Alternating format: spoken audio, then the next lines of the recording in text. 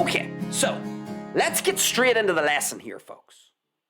Is Nicola Sturgeon telling the truth? That's what we're trying to figure out here. Is Nicola Sturgeon telling the truth? Did she truly not know that her husband, Peter Murrell, between 2010 and 2022 was stealing a whole bunch of money from her party that she was the leader of, that she had responsibility for overseeing the accounts and funds of the party? Was she just oblivious to all this? Because she's mounting a case here, both through the article, in the interview, she's mounting her case that she has zero. She hasn't even taken a little bit of responsibility, literally zero responsibility for any of this. Despite her role as party leader, despite her overseeing the accounts of the party, despite her choosing Peter Murrell as a husband, despite her choosing to work with Peter Murrell in the party and bringing that relationship into the party, despite all of this, she just didn't know. For 12 years. Most of which she served as party leader. So that's her case. She's saying she didn't know. Okay. Is she telling the truth? Is the question. Now, as I said at the beginning, are we ever going to get the full access to all of the details of this story? No, we are not. These details will never be made available to us. We will only be drip-fed certain details. Many of the details will be omitted. Many of the details will be manipulated. So we will have this hodgepodge of part truths, part omissions, and part fabrications. So the point is, if we want to get to the absolute raw truth, what actually happened here, we would need all the details in front of us, which we are never going to have. So, if we accept that we are never going to be presented with the raw, unfiltered truth, then we have to change our angle of attack. Because you'll often hear people say, I have a hair on my mouth. You'll often hear people say, forget about the hair. See, this is the thing, folks. When you've long hair, it gets into places that it shouldn't get into. But look, we don't have access to the full truth. So there's no point in someone saying, we should be given the truth. The truth should be made available. Of course it's not going to be made available. There's going to be a whole bunch of deception here.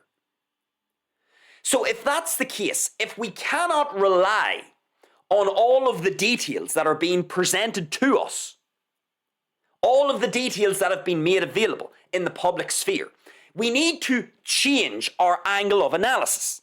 We can't have our angle of analysis being, let's find the truth, and then let's analyze the truth and see what that tells us. We're never going to get the truth in its full, unfiltered form. So we need to change the angle of attack. Now, what's the point of the show, folks? The point of the show here is we are going to use an analytical tool that I call the lens of probability. So we're going to use the lens of probability to work out if Nicola is telling the truth or if she is lying. Now, when you use the lens of probability, I'm going to repeat what I said earlier. When you use the lens of probability, what you're actually trying to figure out is what is likely to be the truth. You could be wrong, and there could be certainly parts of your conclusions that are wrong. And we have to be open and have enough humility to accept that when we use the lens of probability, we might get things wrong. However, if we're never going to get access to the full truth, and if it's going to take a colossal amount of time, energy, and attention to even get anywhere near it, we need to find a more efficient, practical means of figuring out stories and situations like this, so that we're not spending our whole fucking life, all of our waking hours, analysing Nicola Sturgeon and her situation. We need to use a tool that helps us more or less get the broad details correct.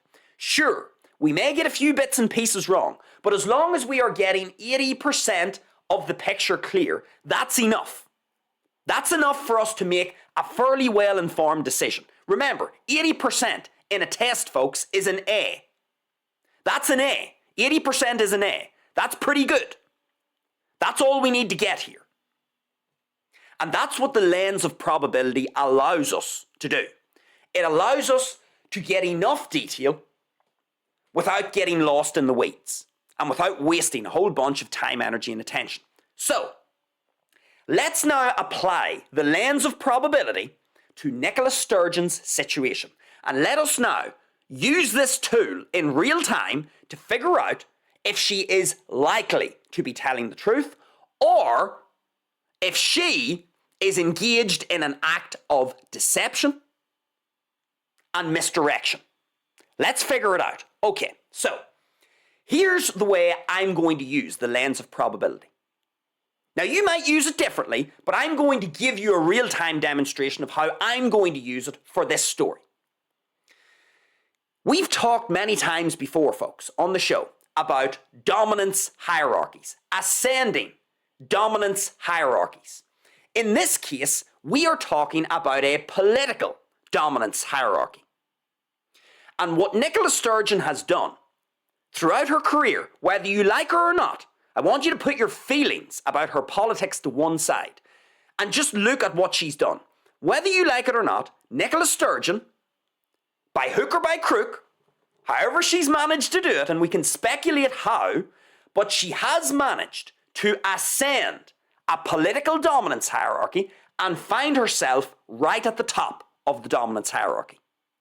Folks, First Minister of Scotland. In the world of politics, it doesn't get any bigger than that. That's the equivalent of Prime Minister and fucking President and all the rest. So Nicola Sturgeon managed to not only ascend the political dominance hierarchy of her party, the SNP, that's a little sub-dominance hierarchy, but she also managed to ascend the nationwide political dominance hierarchy in Scotland to become the First Minister of Scotland.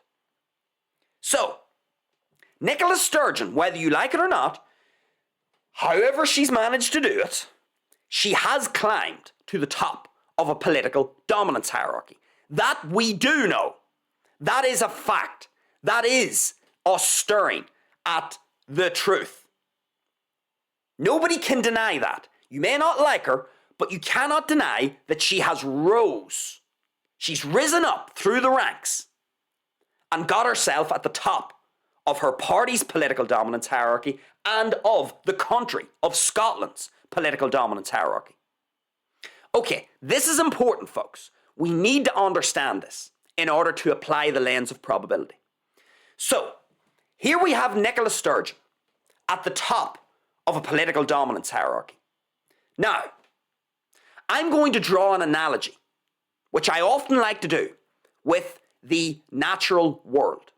We're going to look at the animal kingdom, and specifically, we are going to look at the food chain in the animal kingdom.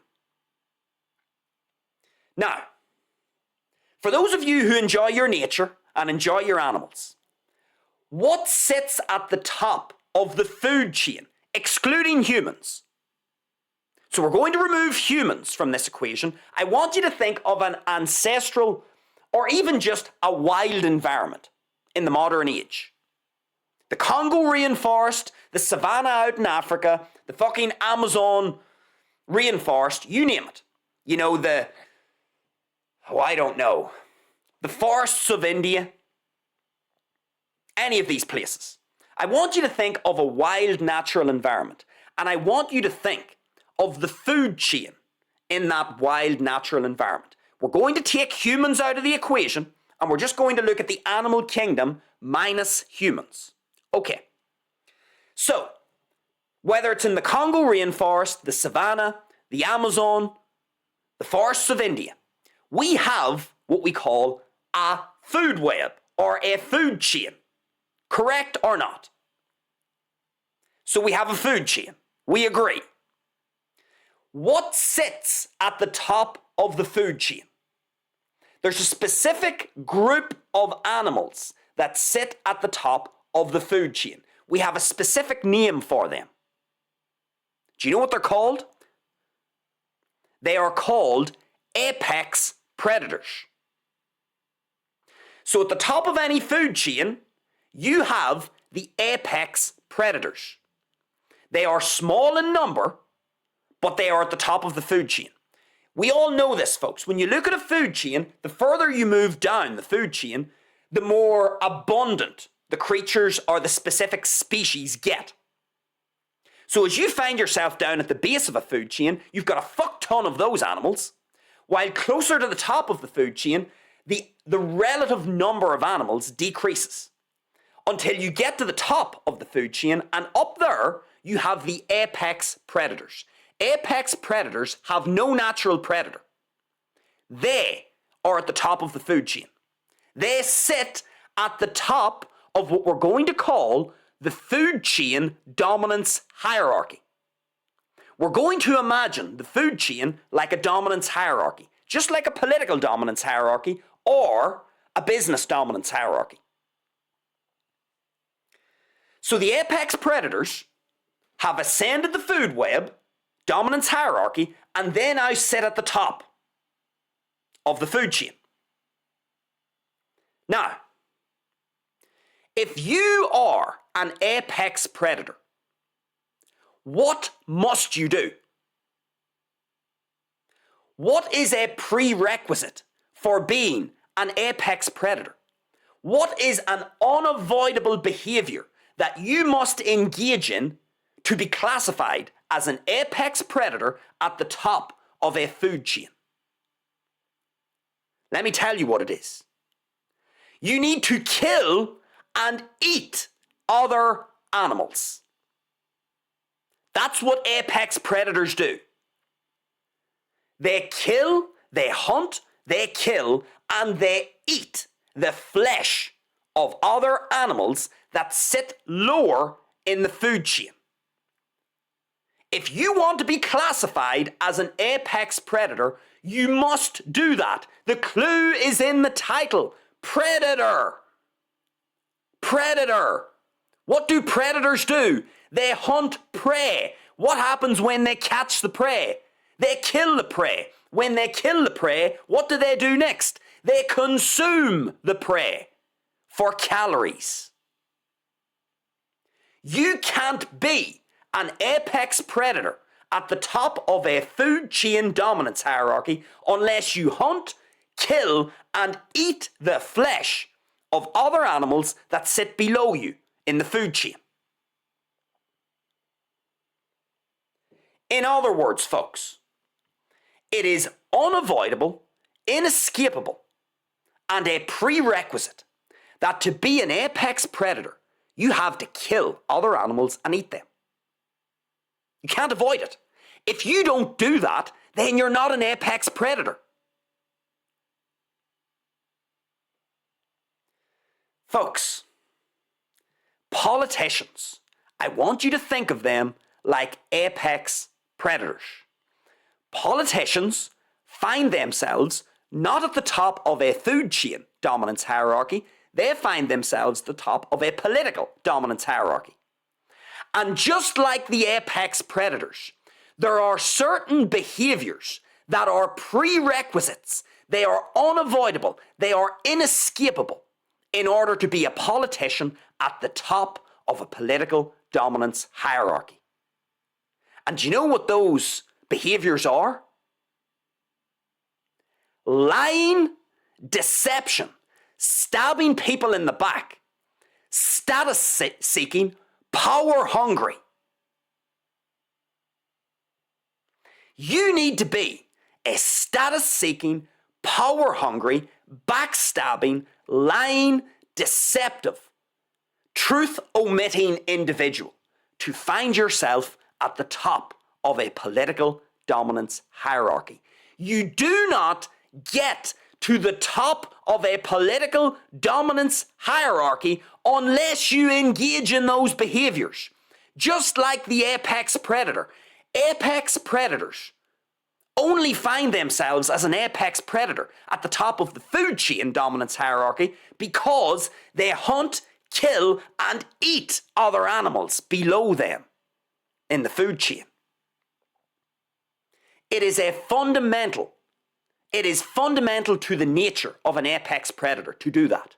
And in exactly the same way, folks, if you want to be a politician who climbs a political dominance hierarchy and finds themselves at the top of that dominance hierarchy as the leader of their party or the leader of the fucking country, you have to be status-seeking, power-hungry, lying, deceptive, and prone to the omission of the truth. You do not get to the top of a political dominance hierarchy being an honest, open, high-integrity, wholesome individual.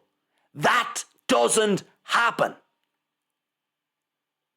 The elk and the deer and the gazelle don't find themselves at the top of the food chain because they do not hunt and kill and eat other animals. They are the prey.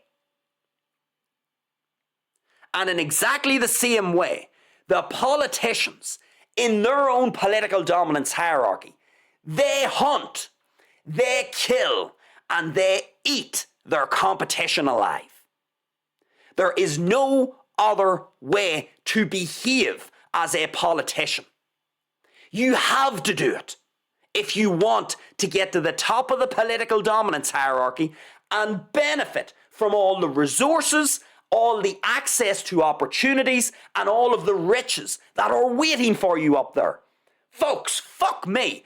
The truth seekers, the high integrity people, do you find them in politics? Since when was the last time you saw a wholesome, high-integrity truth seeker at the top of a political dominance hierarchy? I ain't seen one. Ever. In my 31 years. Ever.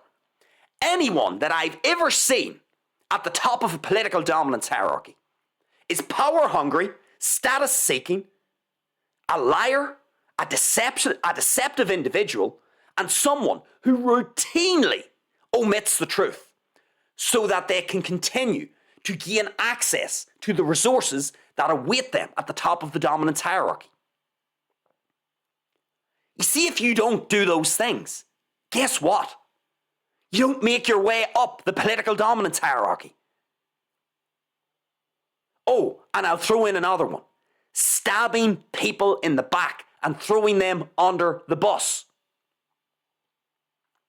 If you don't do all of those things, you don't become an apex predator in the political arena.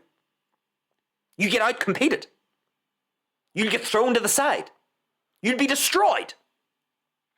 The system will not allow you to climb the political dominance hierarchy if you are high integrity and a truth seeker. The only reason we see the type of people that we see in politics is because that is what those behaviours are what allow those people to climb the political dominance hierarchy. It's just like the apex predators, folks. You cannot call yourself an apex predator if you don't fucking hunt, kill, and eat animals, consume their flesh, and end their life. It is a prerequisite to be an apex predator that you kill and end the lives of other creatures. You have to do it. Otherwise, you're going to find yourself lower down in the food chain dominance hierarchy, likely to be preyed upon yourself.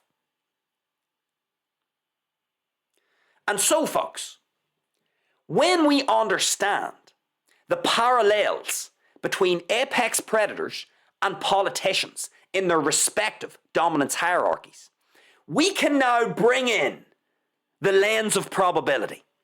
If we accept that politicians are analogous to apex predators, insofar as there are certain behaviours that are unavoidable in order to be a politician at the top of a political dominance hierarchy, just like there are certain behaviours that are unavoidable in order to be an apex predator at the top of a food chain dominance hierarchy, then we understand that politicians, any of them that are at the top of political dominance hierarchies, are exactly like apex predators. And what are the universal traits of politicians that have ascended dominance hierarchies? Status seeking, power hungry, liars, deceptive individuals, omitting the truth, stabbing people in the back, and throwing them onto the bus. So once we understand this, folks, now we can use the lens of probability. What is Nicola Sturgeon? What is she? What did I say about 20 minutes ago? Nicola Sturgeon isn't just an average run-of-the-mill politician. She has ascended not only the political dominance hierarchy of her party, the SNP, but she has ascended the political dominance hierarchy in Scotland to become the First Minister. So if we now have to use the lens of probability to decipher if Nicola Sturgeon is telling us the truth, that she was just an oblivious, honest, wholesome, high-integrity dipshit that was deceived and betrayed by her evil husband, Peter Murrell. If we apply the lens of probability, do we think that Nicola Sturgeon is telling us the truth in this tell-all BBC interview? I'm going to leave that up for you to decide. If you have followed the show thus far, and you actually understand the nature of the analogy between apex predators and politicians in their respective dominance hierarchies, then you should be able to come to a conclusion with respect to Nicola Sturgeon, her interview with the BBC, this entire situation with her husband, Peter Murrell, and you should be able to deduce, in terms of probabilities, folks, we might be wrong. We might be wrong. There's a possibility. There's a possibility that the conclusions that we come to might be wrong. But if we had to use the lens of probability, we would be able to look at Nicola Sturgeon for what she is. A politician who has lived at the top of a political dominance hierarchy for over a decade. Once we understand this, and once we understand that there are certain prerequisite behaviours that politicians must exhibit in order to find themselves at the top of a political dominance hierarchy, then when a scandal breaks like this, we are actually in a position to use the lens of probability to then say, well, you know what? If I'm staring at a dead deer, let's imagine, folks, I've got, I don't know, let's say I live out in the Sundarbans in India. You know, one of those swamp marsh forests. Let's say I live out in the Sundarbans. And let's say I got myself a few deer. Let's say I've got 5 deer as my pets. And let's say I wake up one morning and I go out to check on my deer, to feed them. And I realise that one of them is missing. So I go out and look around the village, I head out into the forest, and I find the deer is lying there, dead, half eaten alive. Okay. Well, am I going to conclude? Let's say we have a list of suspects here. So let's say suspect number 1 is the fucking, I don't know, the wild cow that's in the forest. Let's say we've got suspect number 1, the wild cow. And the wild cow, I mean, is he guilty of the crime of killing and eating the deer? Let's say we've got suspect 2, which is a fully grown male tiger. You know, folks, if I'm presented with these 2 suspects, the wild cow and the fully grown male tiger, and I'm looking at my dead deer that's half eaten alive, and I had to guess Using the lens of probability, if I had to guess who is likely to have killed and eaten the deer.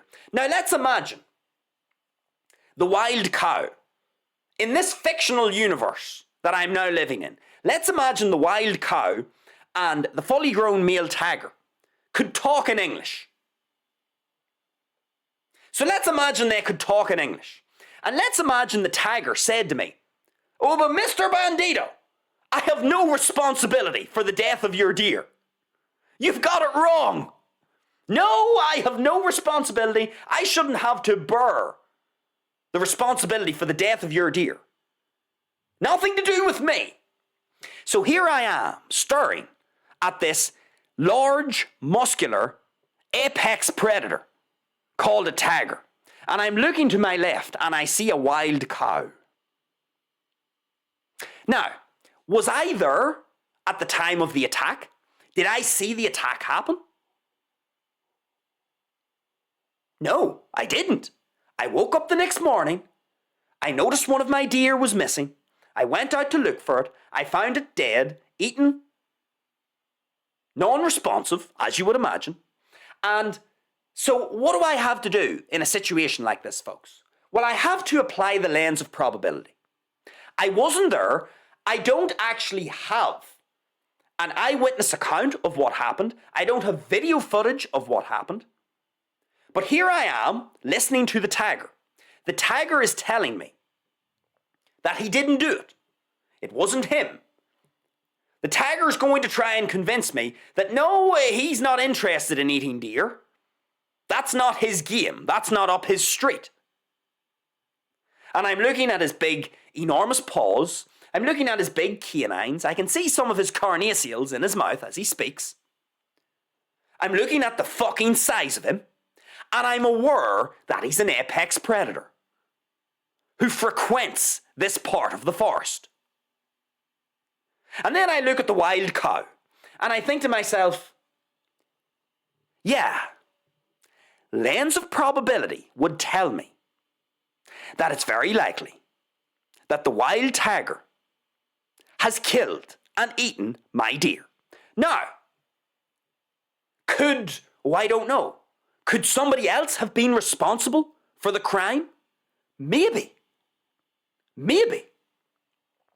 But you know, if I had to hedge my bets, if I had to guess, the tiger being the apex predator in this part of the forest, who is responsible for patrolling, he owns this territory of the forest. It's his territory. I know he lives here. I know this is his land. He patrols it. I know he has a past history of hunting, killing and eating other animals. But you see, the tiger's telling me it's not responsible. It's telling me, no, it wasn't me. What other option do I have, folks, but to conclude that the apex predator is probability-wise most likely to have been responsible for killing my deer? I could be wrong. Maybe the deer broke out of the enclosure and maybe, I don't know, maybe a pack of maybe a leopard killed it. I don't know. Maybe some other creature, some other carnivore, some other pack animal in the forest. I don't know. Maybe there's some other reason. But I'll tell you what I do know. The male tiger that's trying to convince me that it wasn't him, I know that he patrols this territory.